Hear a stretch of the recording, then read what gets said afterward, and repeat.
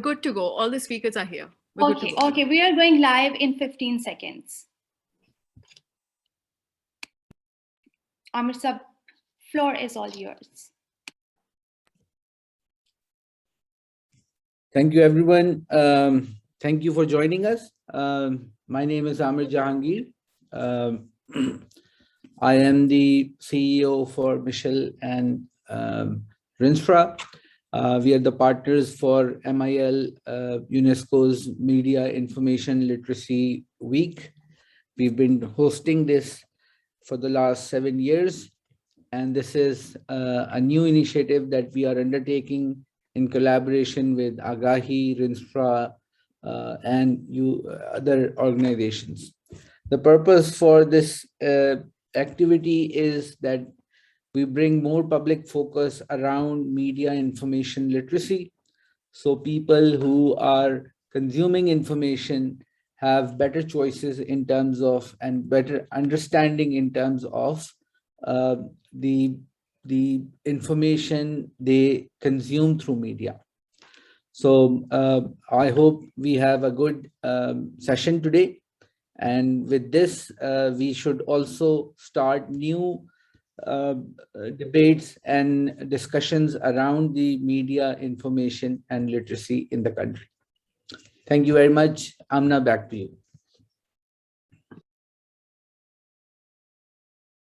Thank you so much, Mr. Amir Jahangir, for joining us today and working for so many development initiatives in Pakistan. For our session, what is happening around the world, we have Mr. Usama bin Javed, a senior journalist working with Al Jazeera. He's a broadcast journalist based out of Doha and has worked extensively on South Asia with special focus on Pakistan and Afghanistan. He has also reports on global security. He has also reported on global security, war on terror, and other issues related to South Asia and Middle East. Please, Mr. Usama, feel free to start the session. Great, thank you very much for having me. It's good to be here and good to be part of this initiative. I wanted to start off with a couple of things that we've discussed earlier about information and misinformation. So if you could go to the first slide, that's where it kind of gives you an idea from very recently. I'll tell you, my background is that I've been covering war zones and conflict areas for the last 10 years for Al Jazeera and 20 years in total. The slide that you're seeing right in front of you is something that I found when we started covering Afghanistan in quite recent days. And there was a story about a woman who was allegedly murdered. It was an old photo. And this just goes to show how major websites across the globe picked it up. There was a certain narrative that they were pushing about the story which was happening in Afghanistan, and they continued to keep it on their websites, keep it on their pages, continue reporting it on TV, even after days had gone by and this was busted. So go into the next one. That is an example of information, misinformation, and fake news. If you go to the next slide, Amna. There. So this is an example of last year when I was in Azerbaijan, covering it from a international perspective. There was a war that was happening and a 30-year conflict was overtaken by the Azerbaijani military. But the narratives that were being played there were narratives that were Azerbaijani, there were narratives which were Armenian, and there were narratives of the sides which were involved. You have to remember that it was Russia which brokered a deal between the two sides, and it was Turkey who was providing military assistance and other aspects of assistance to the Azerbaijani military, which allowed them to essentially win the war. And as you can see on those screens, these are more or less within a matter of hours. These were two stories which were being shared by media, which is supported and powered by each government from Russia and from Turkey. So the narratives that you're going to see on your screens play out are going to be very much focused on where is the money coming from? Where is the support coming from? And that's the second point. That yes, there is fake news, but even when there is credible news outlets which are mainstream, where are they coming from? What is their starting point? And if you could go to the next one. This was, we don't have a screenshot of this here, but this was essentially a story that we covered we were one of the first teams on the ground when Iran fired ballistic missiles on an American base in Iraq. Yes, there is a lot of misinformation. Yes, there is a lot that has to be understood by the consumer of news on where these stories are coming from.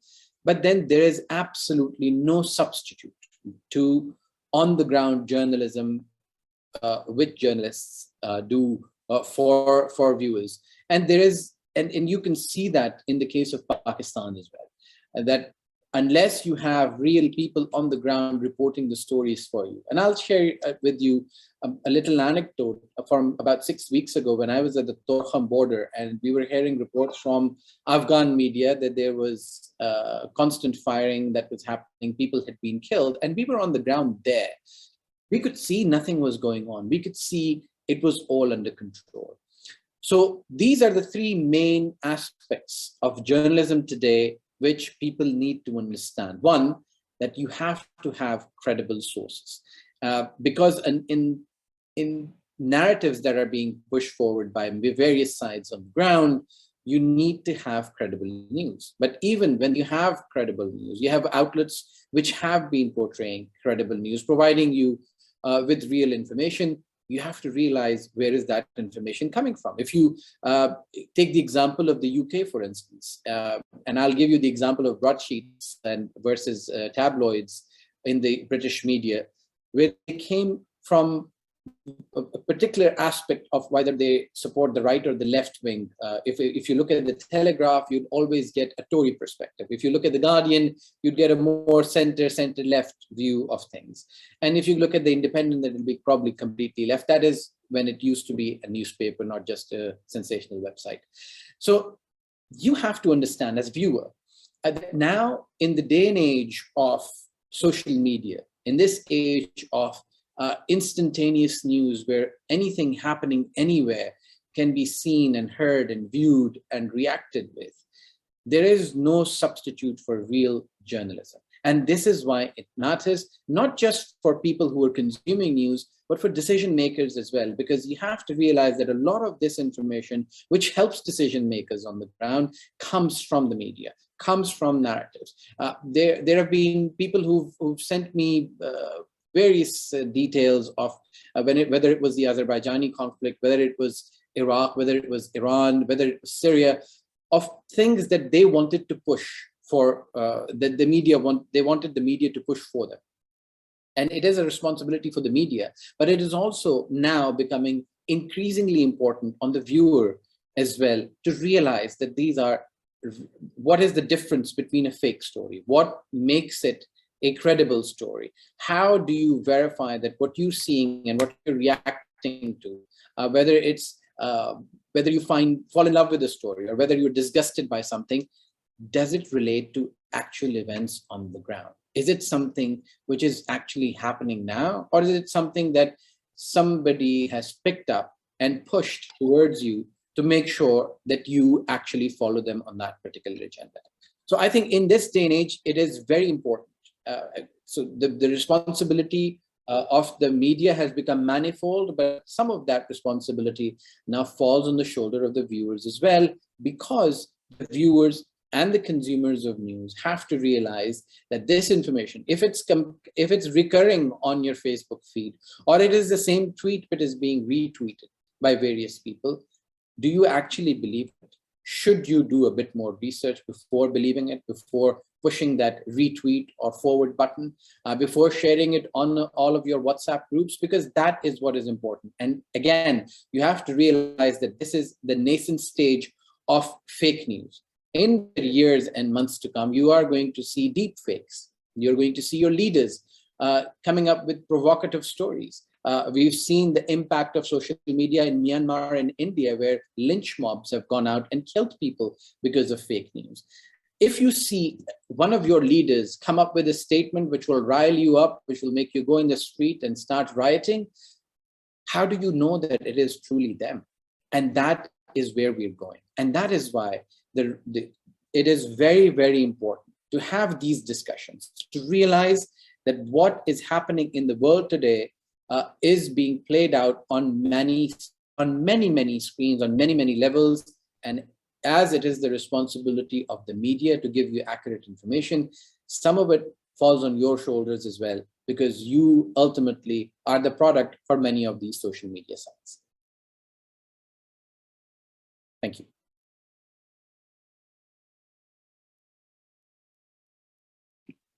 Thank you so much, Mr. Usama. It was very insightful to learn from you about the ground realities and how information comes into play at international level, at national level, and at community level. During the next session with Mr. Haris Chaudhry, CEO, Universal Service Fund, we will discuss expanding access and the future of internet governance. Mr. Haris currently is the CEO at the Universal Service Fund, a program of Ministry of IT and Telecommunications. He is an experienced telecom and finance industry veteran with vast and diverse experience in overseeing finance, corporate, regulatory, public policy, risk management, profit and loss, multi-channel product distribution and marketing, with over 18 years of global experience. He has an MBA from New York Institute of Technology in Finance and Management. Please, Mr. Haris, you may start. Ladies and gentlemen, Assalamu alaikum and good afternoon. Thank you very much for a very generous introduction. Let me begin by congratulating Team AGAHI Awards on an impactful talk on expanding access in the future of internet governance. I'm grateful to be given to that opportunity to share my experience and learning over the years which I have learned. Presentation. I'm just going to come to my presentation. Expanding access in the future of internet governance. Both of them are interrelated. And as we all know, that internet is a limitless space where people have access to infinite amount of information. We're living in a world where there's an increasing trend to erect physical barriers between nations. So I think it's important that internet governance plays its role somehow. So what I've done is that I put them into 4 points of expanding access. Number one is the failure to educatedly address growing digital divide. I will talk a little more about it because this is the core work which USF is mandated to do by the government of Pakistan. Then different legal and regulatory regimes, undermining online security, spread of misinformation via digital platform, which one of our we just talked about it. I'm just going to stress more on the point one. Currently, like over 4.9 billion of the population is not connected to internet, and when it comes to Pakistan, I would say it's again, over 50% of the population do not have access to mobile broadband services. We have a population of 220 million, and currently approximately, over 100 million of population, 108 million roughly, have an access to internet. As far as the USF is concerned, what we're trying to do is that we are trying to bridge that divide, which is being created from the metropolitan and the rural cities, from different period eras of since this internet has been launched in Pakistan and globally. So we have targeted approximately 45 million people, which we would like to give access to high-speed mobile broadband, out of which approximately between 25 and 30 million have been given access. and looking for another 12 to 16 months to give another access to another 15 to 18 billion, I would say, covering over 62 districts of Pakistan.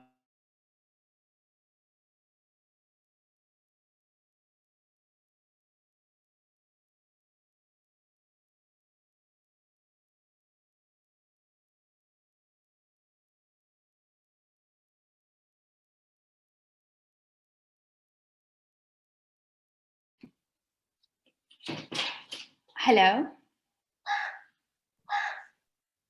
अरे साहब की आवाज थी. Okay. Wait a couple of seconds for it. We will wait for a few seconds for him to join us back, or we will move to the next session. Okay.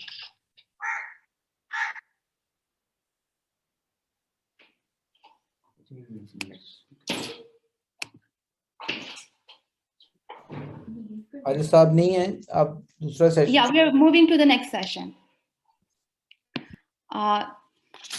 Sorry for the inconvenience. We live in 21st century with technology, but it has its own challenges. Next, we have Dr. Najma Sadiq, Head of Department Mass Communication at National University of Sciences and Technology, to talk about information disorder in the context of Pakistan's media landscape. Dr. Najma Sadiq has more than 10 years of professional teaching and research experience.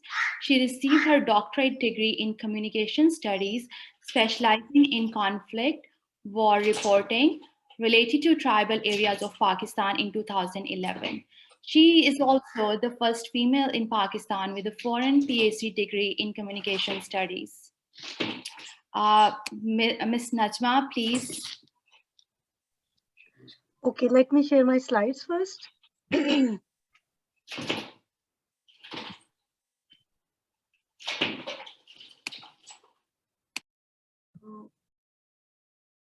Okay, so here we go. Thank you very much for the introduction, and also thank you very much for inviting me in today's discussion. I think it's a very timely topic to be discussed, and at multiple levels, it needs a lot of discussion, because this is something that we have to take very seriously, because it is shaping a lot of things around us. And we have to see how we can cater this thing. So today, my topic here is to talk about information disorder in the context of Pakistan's media landscape. So as I am an academician, so I'll just start with a definition. And I think I cannot change the slide. How can I change the slide? I just tested and now it's, let me share it again. Sorry.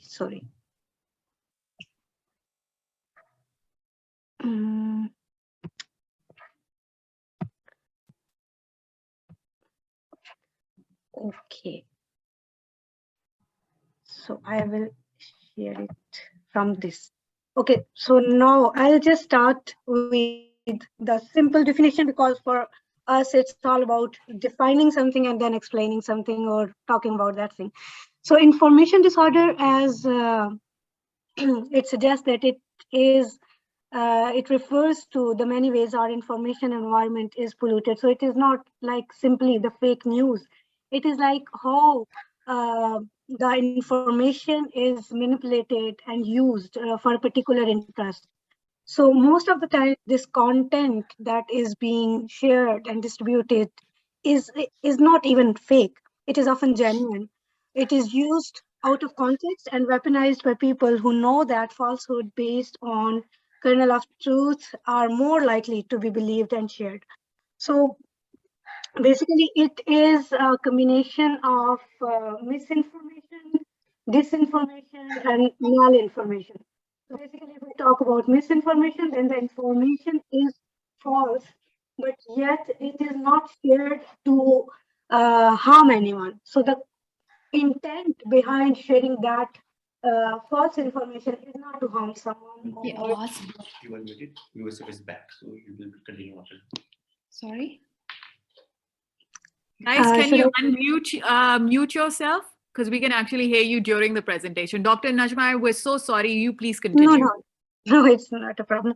Okay, so basically, if we look at information disorder from the information perspective, so it contains three type of information types, which is misinformation, where the information is false, but it is shared with no intent of harming someone. Whereas another part of information disorder is disinformation, where information again is false, but it is knowingly shared to cause harm. And then we have malinformation, also part of disinformation, information disorder. And malinformation is when the genuine information is shared to cause harm, but at the end of the day, the information is genuine. It is the actual real truth.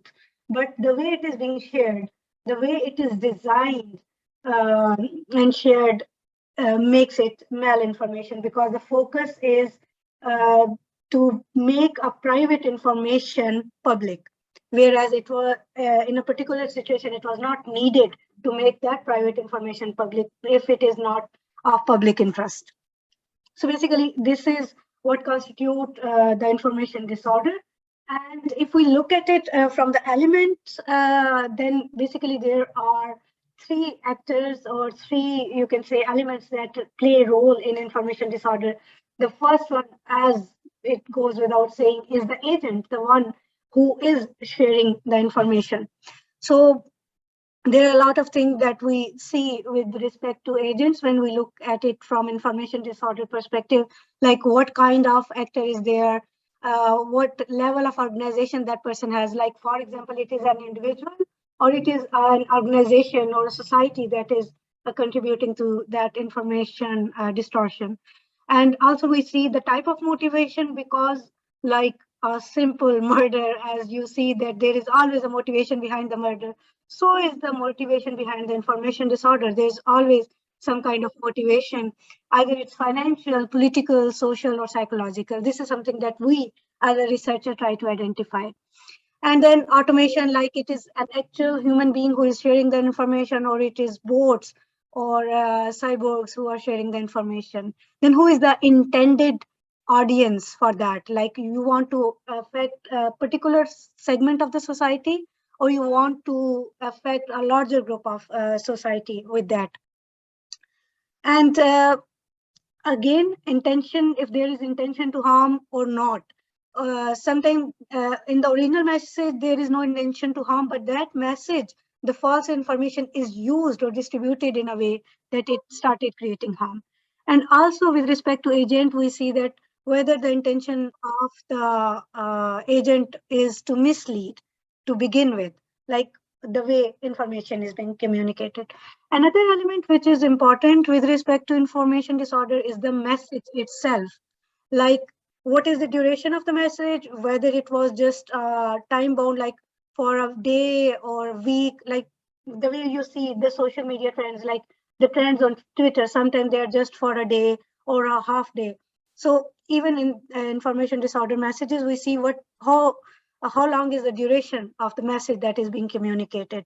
And then the accuracy of the message is also important, like it is misleading, it is manipulated in a way, or it is fabricated at all. Legality, again, is also important part of the message, where the copyrighted information is being shared without the copyrights, or illegal information is being shared. Again, the imposter type is also there, like who are you impersonating, who the message is impersonating. Like, for example, you see that there is an individual, like the message is coming from a particular individual who is actually not behind the message, but is a fake individual who can be a known person or cannot be a known person. So it's either way, or it can be a brand that exists or doesn't exist. And also in message, we see that who is the message target. So message target is not the target audience as per se. Message target is like who the message is directed to harm.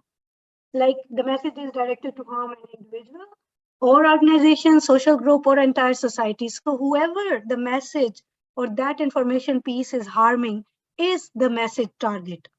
not the message audience, but the message target.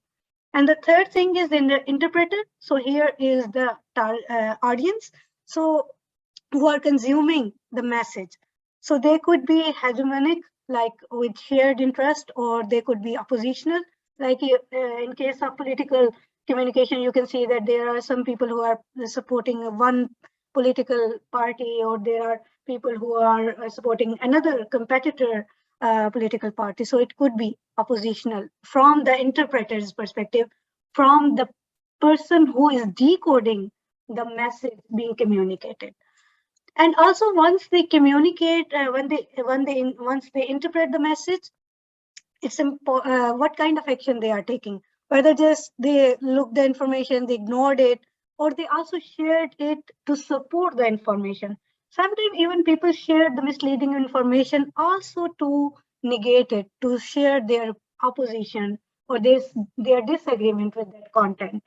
So these are the elements that play a strong role in information disorder. So if we look at it from the message perspective, so the phases of information disorder includes the creation of the message, and then production or reproduction of the message, and then distribution of the message. So sometimes the agents at creation of the message, production of the message, or reproduction of the message, or distribution of the message, all people can be different.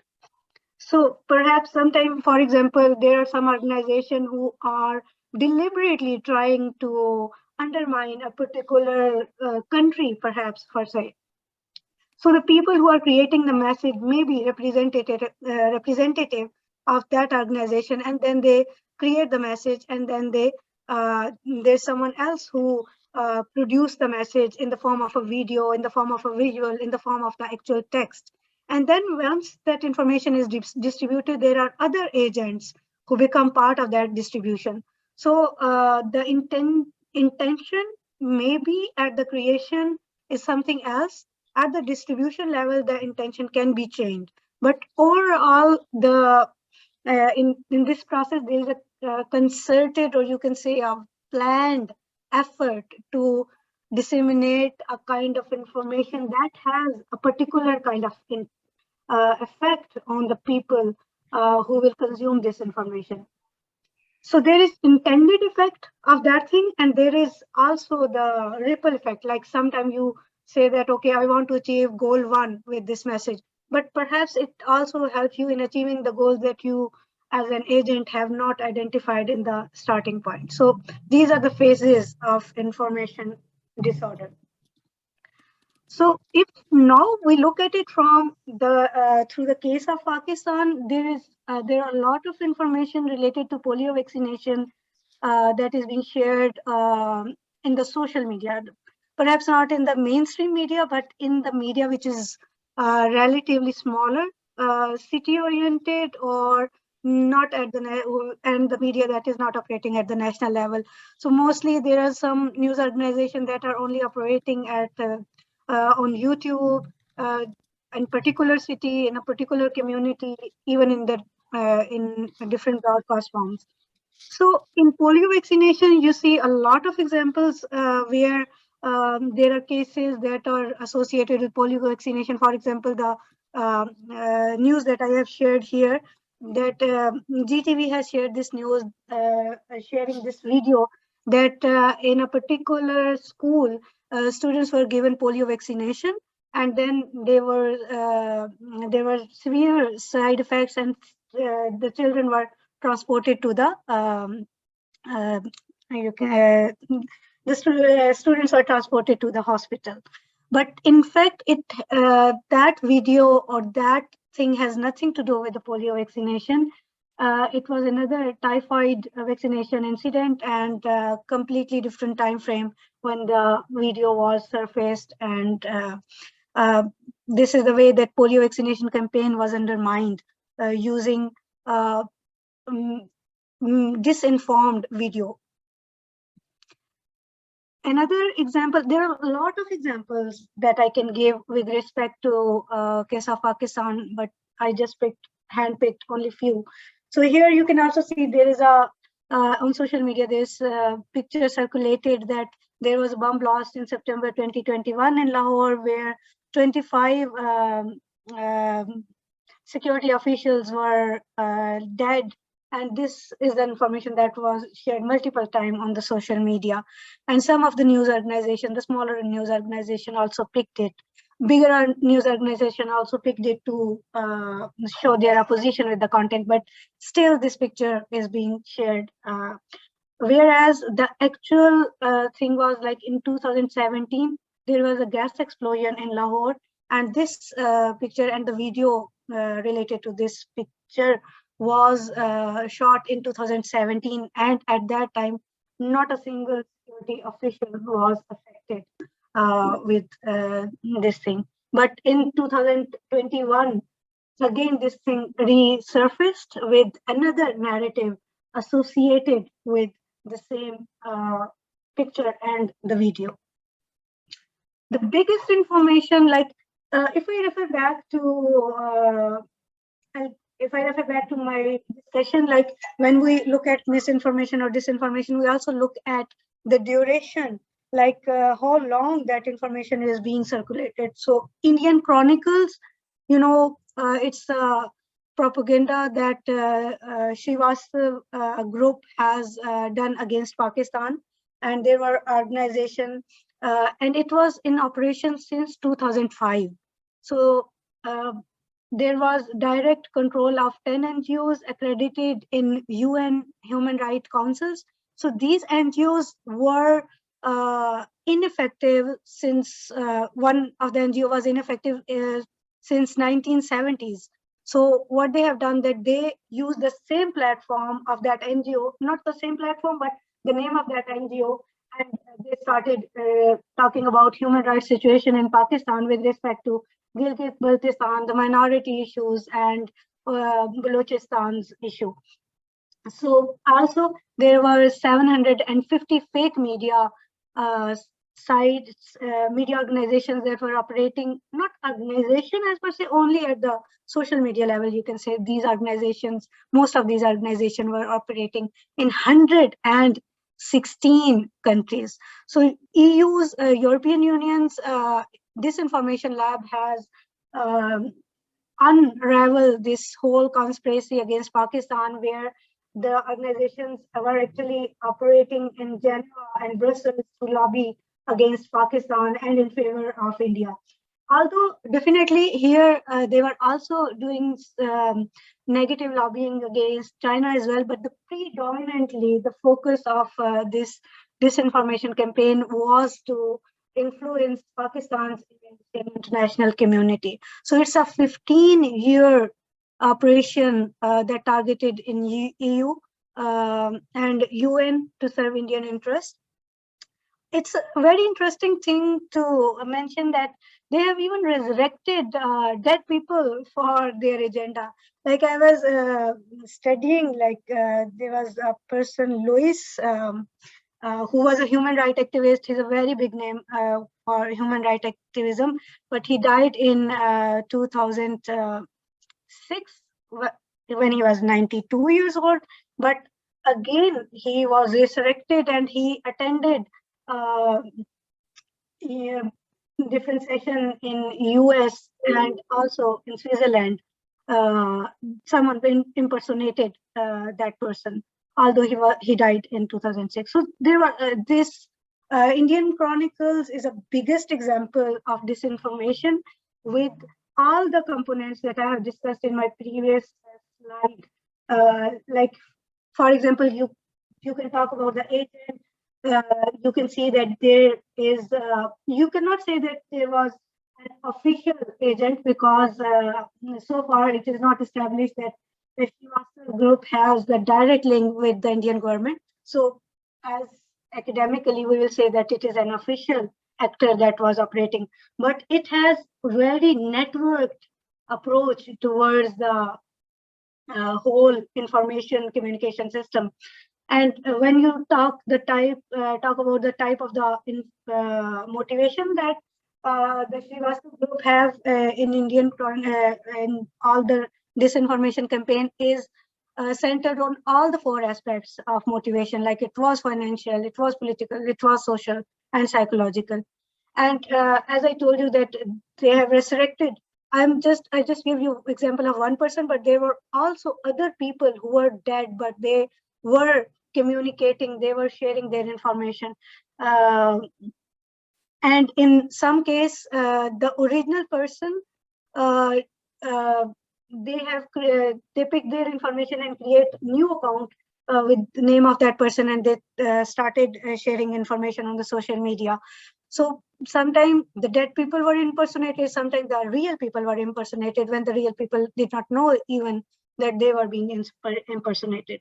So at the message level also, you can say that it's a very long-term kind of a thing. Like it took 15 years they were operating with a lot of things, not only through the media, also they were creating different kind of protest events when there were sessions held related to human rights, either in Geneva or Brussels or in Washington, DC. So there were protesters outside who were talking about the human rights situation in Balochistan, in Gilgit-Baltistan, and also with respect to minorities.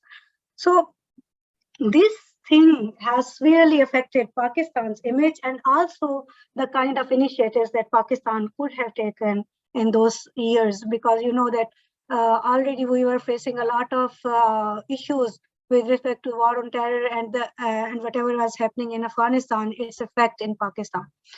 So that's all from my side. And I have also shared references here for anyone who would like to further read about this topic. And I'm also available for question and answer. I just wanted to wrap it up within the time frame that I was allocated. Thank you very much. Thank you so much, Dr. Najma. It is always an honor to learn from you. And thank you for sharing these insights and letting us know how academia is looking at these issues and how their research findings will be able to guide the policy-making circles and other development institutions working on addressing this issue of information disorder. Now, I would like to request Mr. Harris to continue his session. Thank you, Anna. I apologize for due to some failure of electricity. The internet went down. It has to be restarted again. So I was talking about digital divide, especially in Pakistan. We have got approximately 108 million mobile broadband subscribers. So half of the population is not connected to the internet. There are various reasons for it. That can be, expensive handsets. Some areas do not have access to internet. Then there is also a bit of a challenge between male and female population who uses more internet and do not have less internet in females. When you talk about female, but what I was trying to explain earlier is that we're trying to bridge that gap by rolling out more and more projects. So we've targeted 45 million population in 2.5 to 3 years to give them access to internet. And since our journey has started from last 18 to 20 months, we have almost given access to 25 to 30 million people, and another 12 to 16 months, max 18 months, we'll be looking at 40 to 45 million. Obviously, Pakistan's population is majorly dependent on the rural population, and it's very sparsely populated. And law and order terrain is not very encouraging that mobile operators go there on their own and provide internet access. The government is taking a lot of steps in terms of regulatory and legal regimes to increase the penetration of internet. And obviously that comes with online security as well.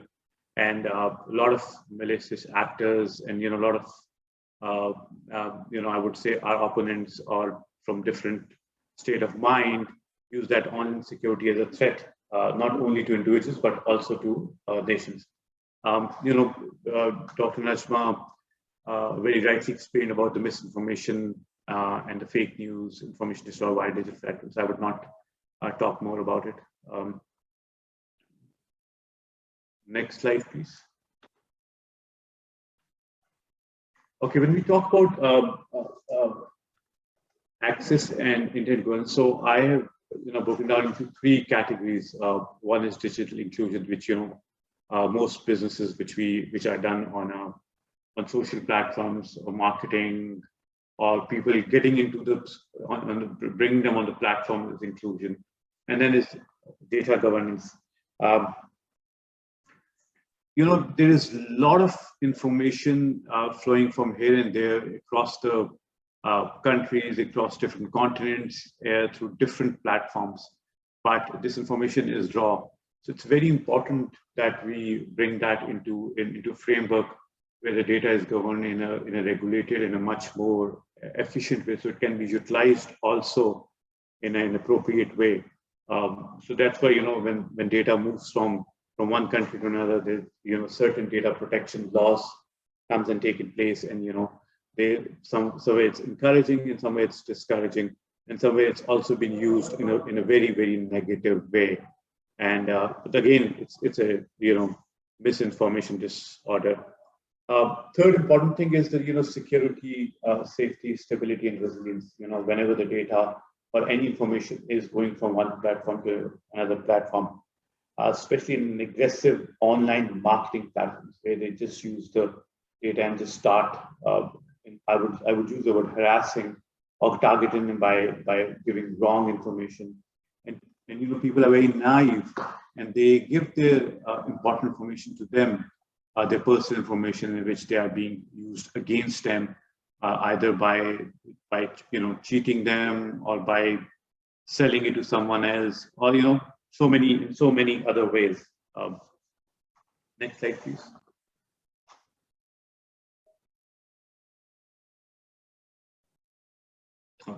As I just discussed it, approximately 4.9 billion are unconnected across the world.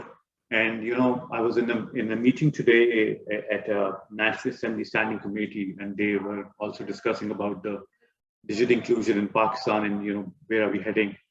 So so when I was explaining them about digital inclusion and internet infrastructure, I said because it's very difficult to provide carpeted infrastructure, internet, the seamless, what we call, or meaningful connectivity we call, in difficult terrains, especially we were discussing about the tourist areas, obviously because of the difficult terrains, mountains, and different slopes. It's difficult to provide a seamless internet. So one of the members of the National Assembly said, I think when it comes to internet access, Pakistan is not doing that bad, because he was in New York last week and he was facing also a lot of challenges of internet. So the way technology is also being very effectively used, a lot of positive things in our convenience and in our daily life, but technology has also some challenges. So there are certain places which will be left behind because of their terrains and everything. I hope some new solution or something can be done, or if there's any solution available, they're very expensive, like satellite or something. But we hope in the way technology is evolving, I'm sure there'll be some new technology that will try to cover that that part.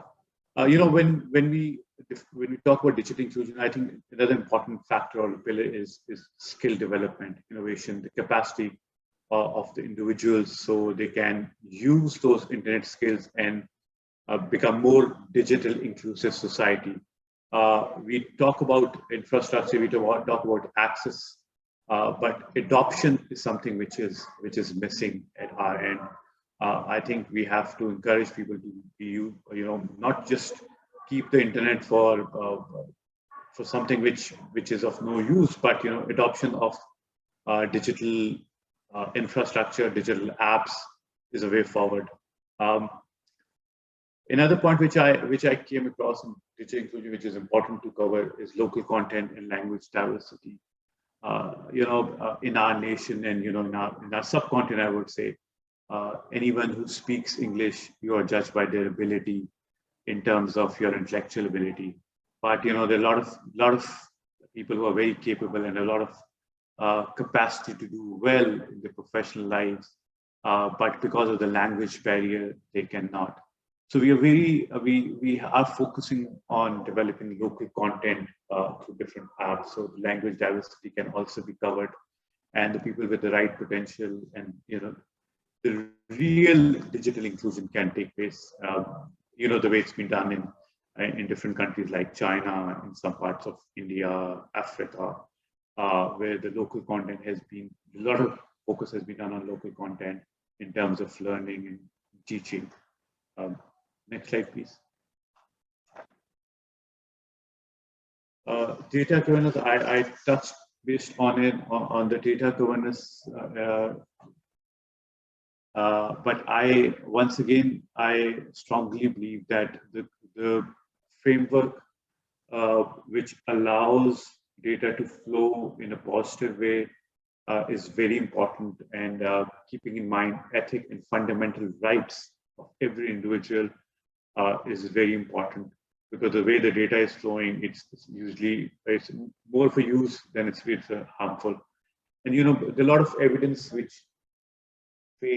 shows that artificial intelligence and open data can assist in achieving our 2030 sustainable goals, starting from hunger, education, safe water, a lot of things. So if the right way of data is being used, it's a very key resource of our economy and other economies as well. Next slide, please. Security, safety, and resilience. I think it's the most important these days, because we have given access to a lot of information, we have given access to a lot of internet, but when it comes to security and safety, we are not willing to invest on it. I guess it's very imperative that investments on security online and capacity building of understanding what is online security and how can you secure your data, and how can you actually protect your data protection rights, which has been done in the West, especially in Europe, but not in this part of the world. And we've got a lot of emphasis on this, and we try to educate through our community building programs that online security is very important. Next slide, please. Okay, I would just conclude on two things. The free internet and free spectrum and proper spectrum utilization are the need of the hour. Regulatory frameworks and long-term licensing frameworks will pave way for the future internet governance.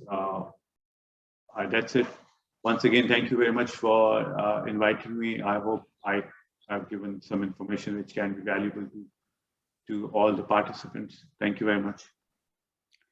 Thank you so much, Mr. Harris. It was definitely very informative. And thank you for highlighting the need to address adoption of technology, because that has been a challenge we as humans have been facing throughout centuries. Whenever new technology comes, there are always like early adopters, and there are series of communities who take their time, and some just are left behind. Thank you for including that. Next, we have Ms. Bushra Rana, lecturer at Water Resources Management Department of Las Vegas University of Agriculture, Water and Marine Sciences, for an overview of information warfare and water. She teaches hydrology and is pursuing her doctorate degree from Wuhan University, China, in water resources management and hydropower in engineering. She is currently working on a project in Lhasa River Basin in China, powered by Asian Development Bank. She is an expert of GIS and RS applications in hydrology and water resources, climate change, and hydrometeorological analysis, rainfall runoff modeling, terrain and topographical analysis, and soil and use of land analysis. Please, Ms. Bushra, you may start your session. Good afternoon, everyone, and thank you, Amna, for introduction and providing me this opportunity. And it is great pleasure for me to be part of this talk. There are the topics I will talk about to you people in next 10 minutes. Kindly show the slides. As we all know that the world we live in seems to increasingly revolve around technology and information. The same could be said about warfare. Information warfare is a term that is rather hard to define. It is quite new in nature and still evolving. Here is the definition that I thought is best explaining in information warfare by Dan Quayle. According to him, information warfare is a conflict or struggle between two or more groups in the information environment.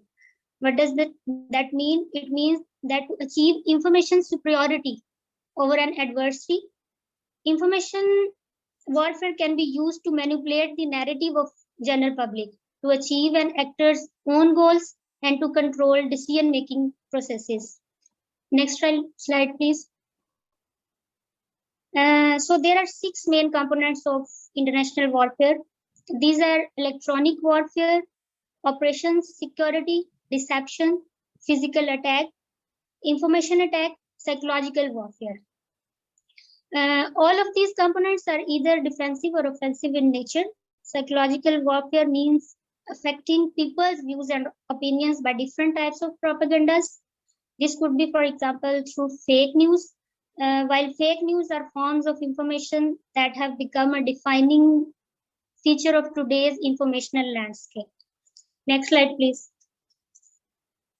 So if we talk about water, then fake news and decision making, how fake news affects the decision making in water sector.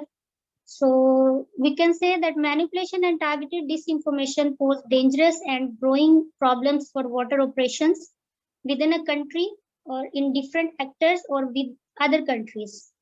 For example, it is evident that general lack of data availability and weak communications from riparian governments to the general public regarding the benefits of transboundary water cooperation create fertile grounds for water-related disinformation campaigns. The situation can be aggravated further as a result of some policymakers' low scientific literacy. And Pakistan is unfortunate in this case because decisions on water-related issues that need to be both politically and technically sustainable are made based on relationships, vested interest, and other factors outside of realm of possibilities, informed by scientific knowledge. So both state and non-state actors have resorted to malicious use of social media and closed communication platforms to spread disinformation. These platforms can be Facebook pages or Twitter accounts. In some cases, for example, it may be more politically convenient for governments to attribute increasing water scarcity to the impacts of climate change rather than make visible politically challenging reasons such as unsustainable water use or internal water mismanagement. With the increasing urgency to improve understanding of how our future will be affected by climate change and the availability of natural resources, including water resources, such disinformation campaigns are able to flourish where there is a relatively weak public knowledge and about existing and future environmental challenges. So if we talk about disinformation and water scarcity, so-called fake news refers to false information shared tactically to influence beliefs based on the piece of information shared to the benefits of the sharer's interests. There are several specific examples of how disinformation is used in the context of water scarcity and environmental degradation. For example, in Iraq, prior to escalation of violation in 2014, ISI or Daesh deliberately engaged in the propagation of misinformation, purporting that the Shia-dominated government was cutting of water to Sunni farmers. This information was actually disseminated in areas heavily impacted by the droughts, where the extremist group targeted affected farmers in their recruitment campaigns. ISI militants spread rumors that the drought was not due to reduced rainfall in the context of climate change, but a man-made retribution. against Sunni farmers. Iraq's government at the time and still today lacked resources to effectively mitigate drought impacts on rural communities and communicate to the public about rapidly emerging environmental challenges. The Lakeshore Basin is another example where information distribution elicits concerns due to divergent news surrounding the main causes of complex environmental concerns, contrary to the popular belief that the volume of lake has been constant or has even grown since the 1990s. Yet most mainstream news attributes the alleged shrinking of lake to climate change and elaborates on linkages between retreating lake shores and the growing impact of Boko Haram. So these claims that have been repeated in some policy circles, it is indisputable that the climate change affect livelihoods in the region, yet false perceptions of other issues may hamper finding a sustainable solution to the regional climate change and security crisis. So how fake news can harm society? In context of water corporation, some of the fake news are rife with nationalistic ideologies trying to spread rumors and fuel mistrust, speculations, and skepticism among the friendly governments, citizens, and civil society groups in a country or with other countries, just like Pakistan. So, misinformation and fake news on water issues can negatively impact long-standing cooperation efforts. Public opinion and sentiments influenced by such fake news, mis and disinformation. There is a widespread mistrust, conspiracy theories, and blame prevalent among countries. And with a country on water issues, and water is not seen as a shared challenge by many governments. For example, Pakistan, India's water issues, as we all know, the Indus Water Treaty. So China and India, where India claims that China is not reluctant to share their data, but China does not accept that claim, and then provincial conflicts on water in Pakistan. So what can be done? What is the way forward? What should then be the answer to the influx of disinformation? Amna, next slide, please. Campaigns on water-related issues that elicit a disabling environment for riparian governments to negotiate on water cooperation and in some cases undermine trust in public institutions. For this, many governments are ill-equipped, just like Pakistan government, to respond to these types of challenges and can face public backlash when conducting negotiations on water issues that would require some mutually satisfying agreements among stakeholders and duty bearers.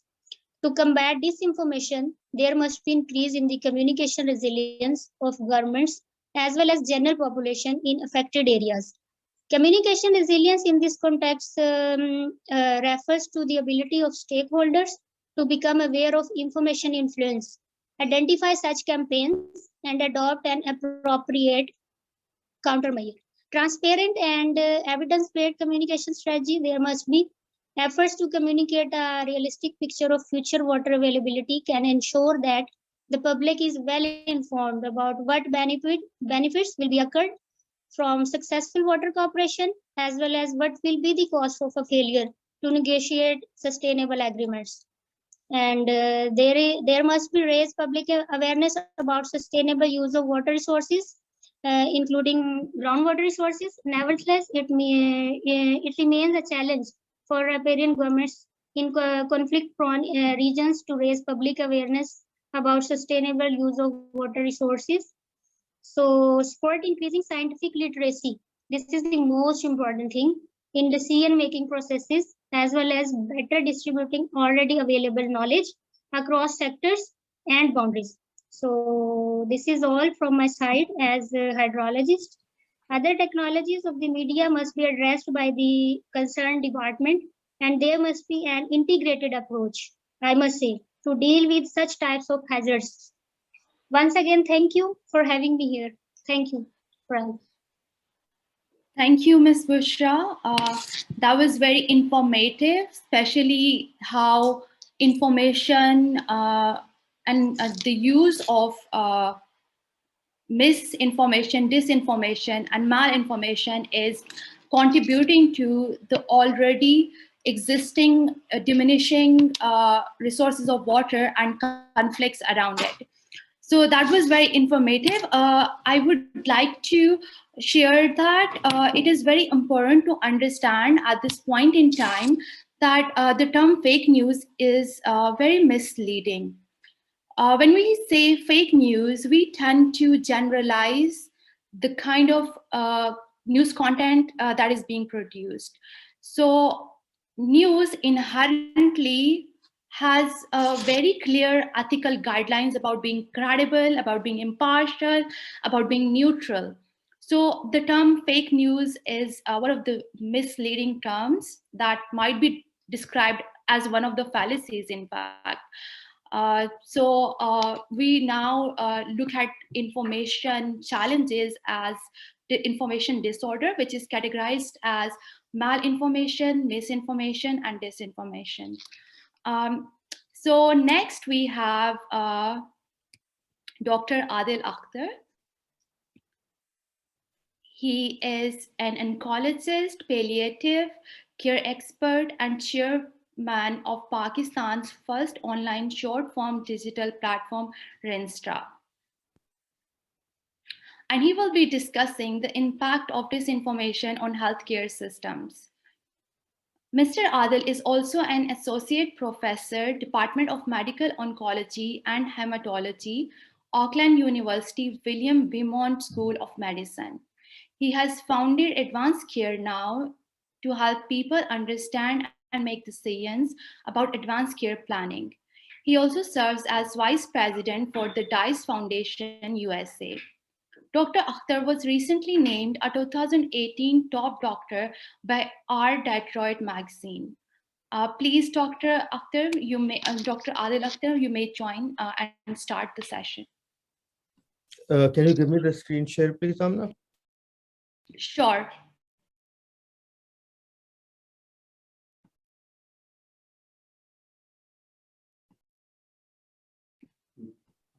Dr. Adil, please share the screen, and then we'll monitor it from our end.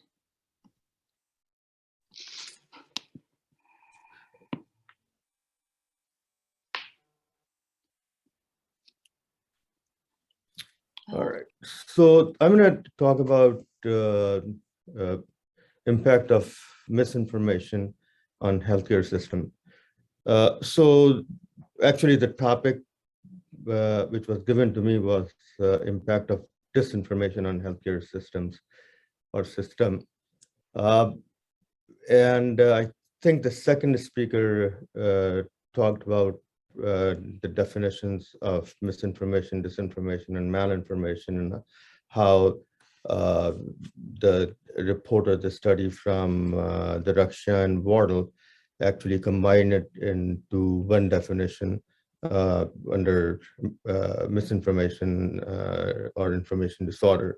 Similarly, in healthcare, what I'm personally trying to do as a part of my thesis in my master's program is to redefine medical misinformation into a disease or a disorder and unify the definition under medical misinformation. So that's why I changed it here.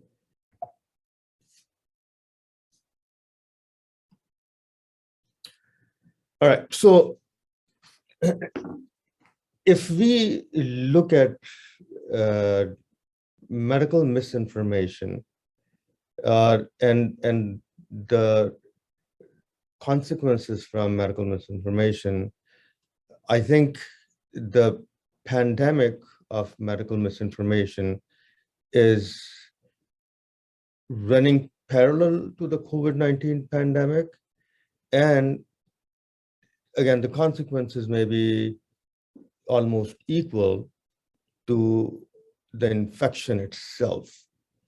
So, and there's a body of work which is evolving from the public health arena, where they have drawn this parallel between the COVID-19 pandemic and the information pandemic or infodemic, which has been running in parallel.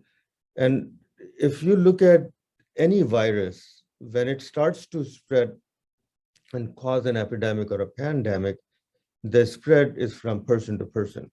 Similarly, if you look at medical misinformation, that also spread online from person to person. So if someone posts a misinformation about a medical condition, maybe cancer, maybe the COVID-19 infection or its vaccine, it is then seen by the followers, liked by the followers, and then shared by the followers. So that is the parallel between the two pandemics going side by side. And again, the reason why in the social media age, it's easy to create a problem like this is because anyone can write a blog, anyone can create a post, and then if that person is social media savvy, or internet savvy, they can then share it, spread it, and these kinds of emotional conspiracy theories, misinformation can live in the digital space forever. And in general, we don't really talk about medical misinformation that much because, and I'll discuss this issue in my next slide, because political misinformation is way more sexier. But if you look at the medical misinformation, it has tremendous amount of consequences. It can cause confusion, which can lead to a mistrust on science and health organization, medical organizations, and even doctors and nurses. And not only causing confusion, but it can also cause morbidity and mortality. So for example, since I'm an oncologist, I treat cancers. In the United States, I would say about 80 to 85% of our patients are on some kinds of natural supplements. And about 50 to 60% of the time, they would not discuss that with their oncologist. So sometimes what happens is that either the chemotherapy medications which they're getting for cancer treatment can interact with the natural supplements, or the radiation treatment, or the effect of the radiation treatment will be reduced because of some of the natural supplements. Sometimes patients will stop getting the conventional proven scientific treatments and will go totally on natural supplements or other remedies. I still remember that when I came to the United States, there was a center in Mexico which has made popular shark cartilage. So their claim to fame was that the shark cartilage will cure cancers. And actually, several of my patients that went to Mexico, spent several $100,000 living there, getting treated, and ended up dying because it did not work. So, and similarly, there has been other instances of supplements in cancer treatment where the supplement or the remedy will actually harm the patients. For example, vitamin A, vitamin E, and even vitamin D, which was made popular in 90s and early 2000. But when a study was done with vitamin D supplements by the National Cancer Institute, it did not pan out. Actually, it caused more harm than good. In breast cancer, if someone only use natural supplements, the risk of dying from the breast cancer is increased 5-fold. Now, presently, over the last almost 2 years now, we are in a pandemic. Initially, all the medical misinformation start to happen about the disease itself, the virus, and everybody has heard the theories that someone has come up with this virus, the treatments made famous by people in this country, even our ex-president, people in India, people in Pakistan, and all across the world, were taking those things. So for example, when our ex-president said that the Clorox can actually cure the virus, we saw patients coming to the ER after drinking Clorox, and patients actually died from that. So the medical misinformation do have dire consequences. Then came the vaccine, and with the vaccine came tremendous amount of misinformation.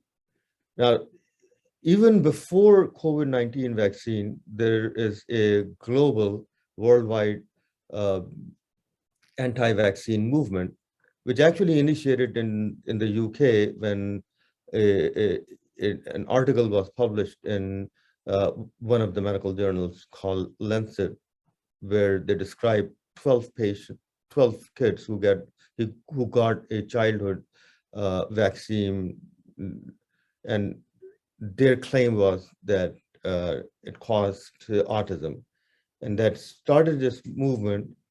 And the COVID-19 vaccine has just made that problem worse by several thousand-fold. So what it's doing, what the medical misinformation is doing, is that it's causing vaccine hesitancy. And since the vaccine hesitancy leads to people not getting vaccine, we will never be able to get herd immunity, where we will be able to completely eliminate the virus unless something is done to fight medical misinformation. So a couple of numbers, and then I'll go to the next slide and give me a couple of more minutes. So there was a recent study from Imperial College London, where they predict an 8-fold increase in the COVID-19 related mortality in countries where there is a high level of vaccine hesitancy. I can tell you right now in States, there is a low-level fourth wave in the hospitals. The hospital which I work in has about, I would say, 1/3 of the number of patients from the peak, which happened last year in June, July. But if you look at the patient population, almost about 97% of the patients who are in the hospital, and some of the studies quote up to about 99% of the patients who are in the hospital are unvaccinated. So what people are saying is that now we have, people talk about digital divide, here we have a medical divide between vaccinated and unvaccinated people. And this latest wave is really driven by unvaccinated people. Another number is that the life expectancy in the United States dropped the most in more than 7 decades last year because of the thousands of deaths caused by COVID-19. So I'll raise a crucial point here, which I'm trying to see if people will agree on, maybe here, but in the forum, but I've been doing my work and research. So, as I said, if you look at the number of speakers, even in this webinar, I'm the only one talking about medical misinformation. The rest of the speakers, and they're highly regarded, knowledgeable speakers, they basically talked about on political, social, and other misinformation or fake news. Medical misinformation has not really garnered the similar attention. And I think, as I said, just because previously it was not really sexy to talk about it, although medical misinformation has been available for centuries, actually. And more recently, I would say cancer, the nutrition, weight loss, and vaccines are the main driver of medical misinformation. But the COVID-19 vaccine, the pandemic and its vaccine has now made medical misinformation a little bit more interesting. My whole point is that the reason why medical misinformation is not in the forefront is because it is a complex problem. It requires deeper understanding and deeper knowledge of medicine, drugs, interactions, study of the mechanisms. And that is the reason why it has not been on the forefront. I think this section of the misinformation do belong to the medical establishment. And I think the medical and public health organizations are really better suited to take the primary responsibility for managing and fighting medical misinformation. And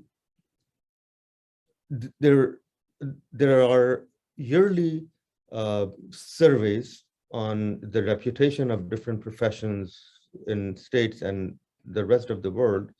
And if you look at the recent or even past several year surveys, there are in states, there are 3 professions which are still highly regarded and respected by the general public. And those 3 professions are nursing, doctors, and firefighters. So 2 of the 3 are medical providers.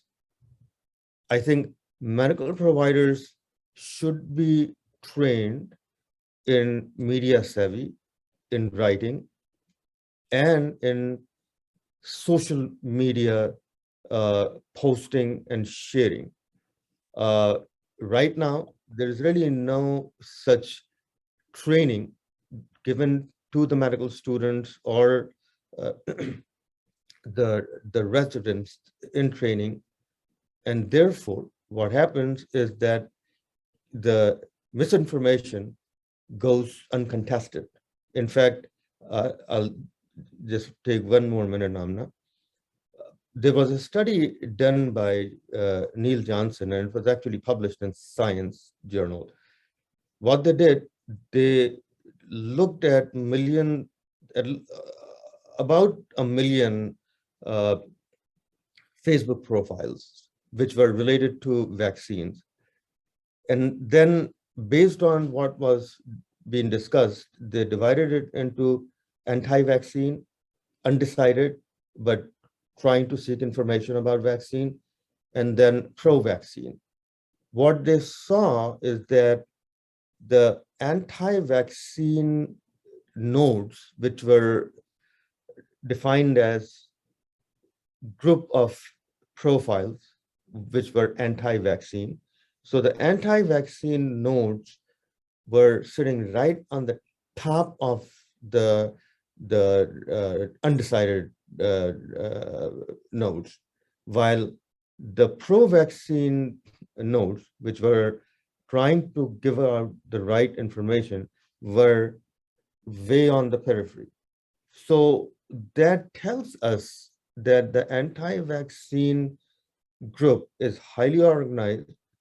They know what they're doing. They're very media and social media savvy, while we as physicians and nurses and other healthcare professionals, we don't know how to counter that. So they push us on the side. So the time has come for the medical professionals to take the leadership and get trained and fight this disorder. So I'll stop here. Thank you so much. Thank you so much, Dr. Adil, for sharing deeper understanding about the entire structure of medical health overall. It's I think, also like the issue becomes more pronounced in developing countries as well when it comes to misinformation, and also how unreliable, scientifically unproven homeopathic medicines and spiritual leaders are sort of like taken as the health givers instead of going to a certified doctor. Thank you for sharing us, and we hope to work collectively on this to address it in the future and in the present, of course. Now I would like to invite Mr. Payush Chaudhary, founder and president AGAHI, to moderate the question answer session. Thank you. Thanks, Amna. And what amazing presentations. I think we've really gotten to learn about how mix of different things that make it exceptionally difficult for any decision maker or general public to come to the rightful and most meaningful conclusion. And for the question answer sessions, for the participants, if they feel like they need to ask a question, please raise your hand. There is a button in your chat box, and my colleague, someone from the team, is actually going to enable your speaker and your video. In the meantime, I have one question, and this question is by Hamza, and I'd like to direct this question to Osama. I think, Osama, if you can unmute yourself, and also so then visually I can gauge like how are you going to be gauging this question at the same time. So Hamza says, how can we, you being on the field, you have a better view as to how difficult it is for you to actually get the story, put it in a structure where it is meaningful for your organization, and how they can filter out the details and make it much more editorially acceptable. So what Hamza's question is, how can we promote information hygiene on social media platforms, keeping peculiarities like nationalistic, ethnic, racial, and religious audience in mind?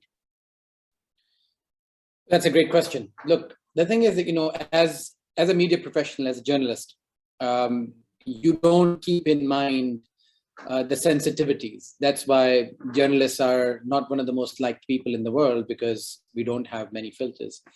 We'd like to give you the information as it is. We wouldn't like to sanitize the information for you. We wouldn't like to give you information which we think would be palatable. So as journalists, our job is to give you an accurate picture of what is happening. Obviously, you know, one of my favorite sayings is that, you know, if one person is saying that it's day and the other person saying it's night, it's not the job of the journalist to tell you that this is what two people are saying. Is to open the curtain and figure out whether it's day or night.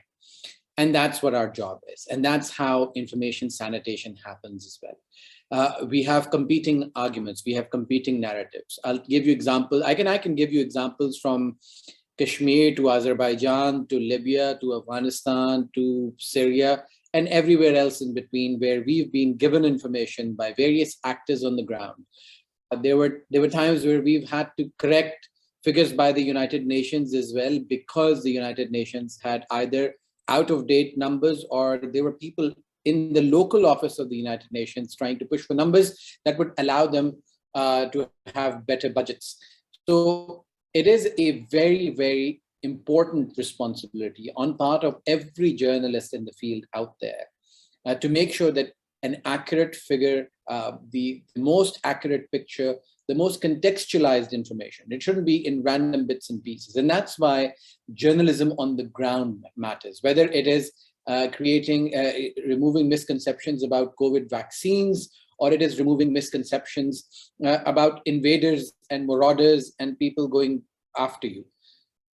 So it is our responsibility, but I'd like to again highlight the point that it is responsibility of the journalist to give you 1, contextualized information, 2, accurate information, 3, make sure that cliches and populisms are not part of that narrative, and then give you the information whether you like it or not. So, and you have to realize that there have been instances where we were in Pakistan or elsewhere where people did not like the information, where we were called out as journalists who are trying to instill problems and giving a non-accurate picture where the information was accurate, and the people who were in charge of that information did not want it to go out. I hope that answers your question.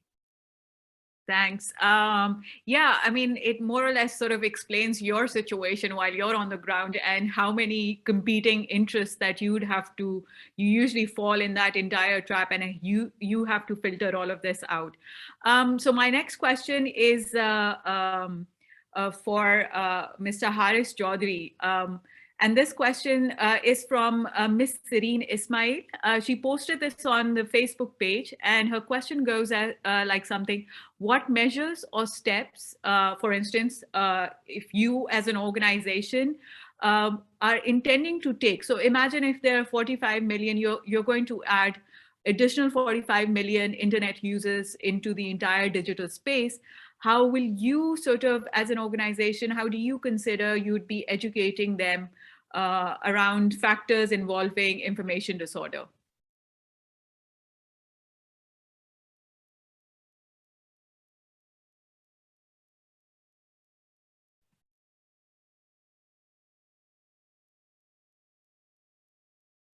Haris, are you there?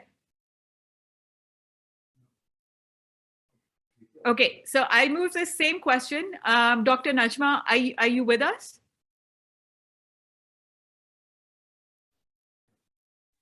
Yes, I'm here.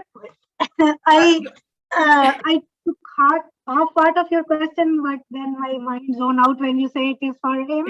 So I thought, Dr. Najma, as a professor, as an educator that is leading a mass communication department at one of the best universities in Pakistan, how would you educate your students on information disorder? Okay, perhaps I will build on something on what Usama said. That right now, I personally believe as an educator that since there's a lot of information that is available in multiple platforms, so yes, previously media would have played a lot of role in shaping minds and educating people in a lot of things. But as Dr. Adil has also mentioned, people look at information not necessarily from the authentic sources. For health information, they are looking for health blogs that are written by people they don't even know. And they are looking for Facebook groups where people are sharing their personal insights into health initiatives and health choices and even the medicine choices that you have to take. The thing that I believe is important here is that once whoever is consuming, not just the students or whoever is consuming the information, he should be educated as to where to look for that information and where not to look for that information. Like, for example, if I have to see what is happening on ground, then definitely I have to go for a news story. If I want to form my perspective or opinion about a situation, then I would look for op-eds, because op-eds and articles and features give me a bit more information about the contextual factors that are shaping reality. For health things, I have to definitely consult the doctors, the actual doctors. So the problem, I believe, arises when we don't look for the information at the right places.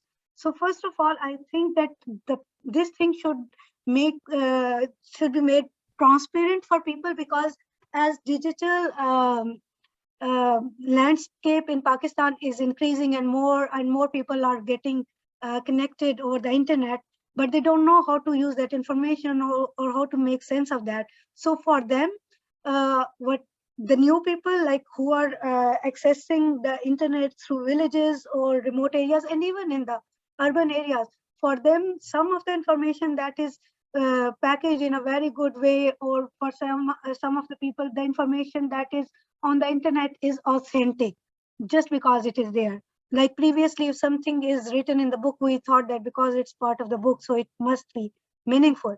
So right now, this is also happening for people who are new to internet. So I believe that there should be some kind of information, like we put a lot of paid ads for selling things. So there should be initiative where we are pushing the paid ads that educate people like what kind of information they should look for, or information related to media literacy should also be pushed as a ad for people who are joining social media platforms or internet as in the form of an ad. So even if they are clicking the fake ad, they should click the real ad, and then they should see that how to make sense of the information that is in abundance around them. So this is my personal stake, is to make things transparent and clear. Excellent, excellent. And hopefully, you know, as more students get enrolled in your program and they pick up on this course also, you will have much more informed young people in the information and technology sector. Hamza, may I ask you to unmute Kabir, please? So he has a question. He has raised his arm, so if we can unmute him. Yes, please, Kabir, go on. Okay, I thought I was writing my question because you said it was going to wrap up. Anyway, first is a little bit of analysis of the wonderful audience and wonderful speakers and the knowledge sharing. I personally feel as far as TV media and news media is concerned, I personally feel that the ratings are creating a lot of problems. Without credibility, it is, I would give you an example of cricket. For example, in this very game, which is a game of nerves, you know the people who is batting good, you know the person who is bowling good, and there is less misinformation into that. So in media, TV media, news, and this is a dilemma. Sometimes misinformation occurs, and so behind as somebody talked about the motives, I would say the motive is the financial factor and ratings, and perhaps some political as well. Sorry, I'm opening the video. So coming back to social media, my point is, and the question was, at least for the social media, the technology has brought this social media, and the technology people should be able to decide or devise some solution to this problem through some technology advancement. The question was referred to the CEO, what knowledge he has about it, or is there something in the work going on, some technology people doing some research to how to filter out these social, because this social media is taking us back to somewhere in the 16th century perhaps. And then we had an evolution to this stage, and now we are going back to that very stage. This is what I feel. This is my viewpoint, and the question that perhaps technology has a solution for this. And again, a wholesome approach is required for medicine or any sector, water, or I would say political. One solution is the only solution. And that's it. Thank you very much. Thank you. So Harris, would you like to take this on, because it was directed towards you? You sit across. Yeah, please go on.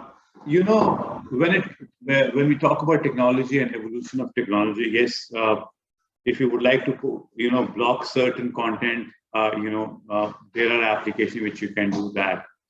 But I think blocking is not the solution. I think what we need to do is that create an awareness and awareness needs to come from everybody's own home and take it from there. When a lot of people ask me the same kind of question, and I tell them, I give them a very simple example, that I've got a phone in my hand and that can be used for a lot of positive things and can also be used for negative things. So we just have to choose, and we just have to educate and create awareness. You may block one application, you may block second application, you may block the third application, but another application is going to emerge and you will not be able to do that. And so the good things which technology has taught us or given us will be losing out. So I think our focus should not be on blocking technology or social media or anything. I guess we just have to choose it wisely, which is more beneficial for us, for our society, and make the best out of it. That's it, I guess. That's my pure personal opinion on it. Kabir, I think Osama and Amir Jhangi both want to add to what you've just asked. And I'd let Osama go first, and then I'll ask Amir Jhangi to add also. Oh, just a quick note that I think there's a lot of onus that people put on information providers and the companies which produce this kind of content. But I think equally the consumer and the producer of information is responsible. Right now in the US, you see all social media outlets such as Facebook, TikTok, all of them are on trial and they're giving testimonies based on what was leaked by an insider from Facebook. So thinking that an information providing company, whether it's Facebook or the New York Times, is going to be responsible about telling you things, I don't think is accurate or responsible, because their agenda is always to get more and more clicks and views. You as the consumer, me as the consumer, are the products of that a particular outlet. And it is going to be, if you think information security, your data privacy, as well as what is being delivered to you is important, you have to make an effort. And I think some of your the academic colleagues here made really good examples of how information is shared, reshared, misrepresented, and then fits particular agendas of people. So it is the responsibility as a consumer to always have that at the back of your head, that you are being used and you are being misinformed, and it is up to you to verify it from credible sources. That's what I wanted to add.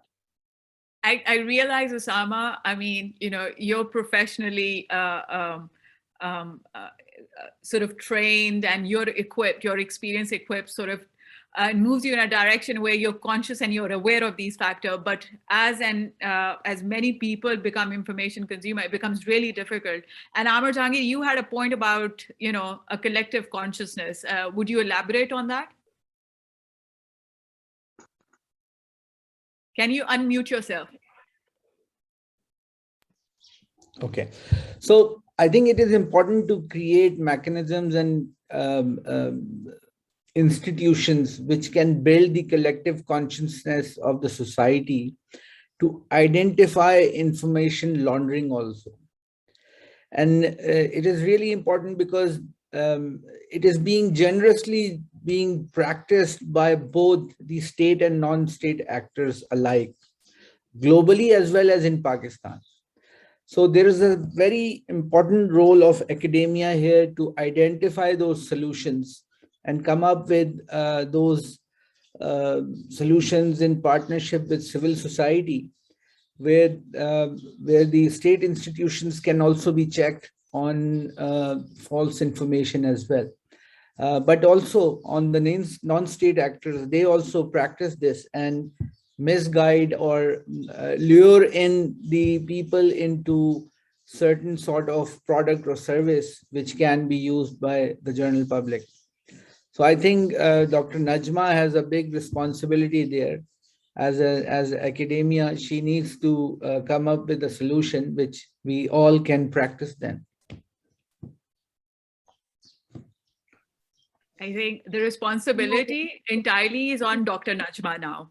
And as Amir Jhangi put the responsibility on Dr. Najma, Haris, I have a question from one of our former colleagues, Afia Salam. She posted it in over WhatsApp message to me. She's been watching this, but unfortunately she couldn't join us over Zoom. Her question is, and I do understand Universal Service Fund is doing a lot more in regards to bridging the digital divide when it comes to gender participation and gender inclusion. So could you just elaborate what are the things that you, in view of implementing your strategy and plan, are taking into consideration? Yeah, along with the digital divide, the gender divide is also very wide when it comes to Pakistan. We're making some extra steps to cover that and reduce the divide. When we talk about connectivity perspective, so what we're trying to work out with operators is that we can encourage the females to get a subsidized data rate or something, so the SIM can be owned by themselves, so their participation is more.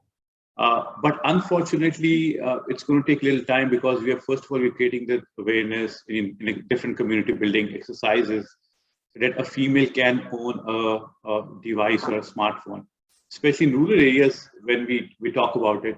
So there's a very general concept that, our husband or a brother or father can just go and get a SIM on their own name and just give it to their daughter or wife or sister, So we're trying to encourage that, and how we're encouraging is that we can provide a subsidized kind of a data.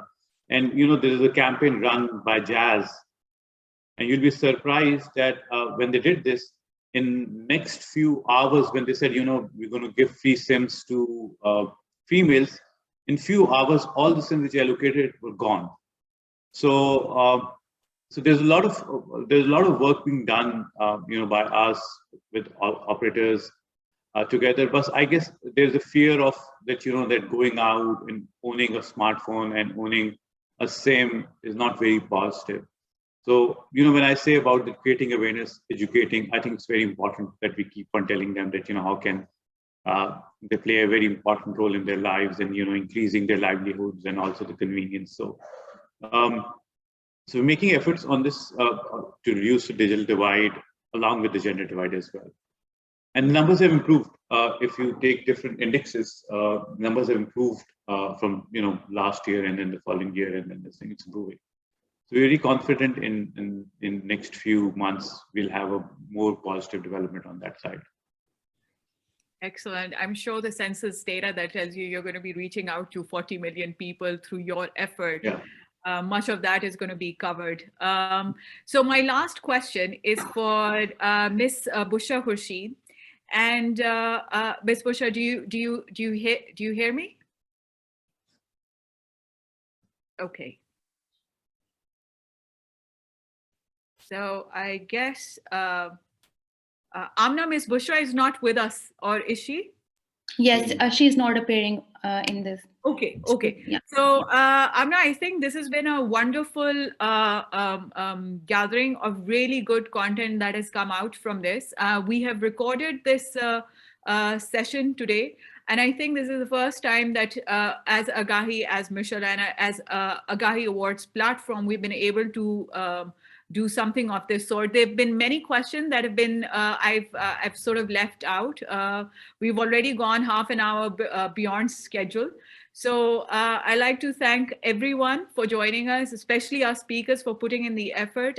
It truly was an honor listening to all of you, and it was an extremely valuable learning effort that you guys have made. Thank you. Amna, would you have to add something, or should we just end it here? I would like to further add that it was definitely a great learning experience, not just for the professionals and the policymakers or development sector, but also for those individuals, the next generation, who is trying to understand the kind of world they are growing up in. So thank you so much. Keep doing all the amazing work you do.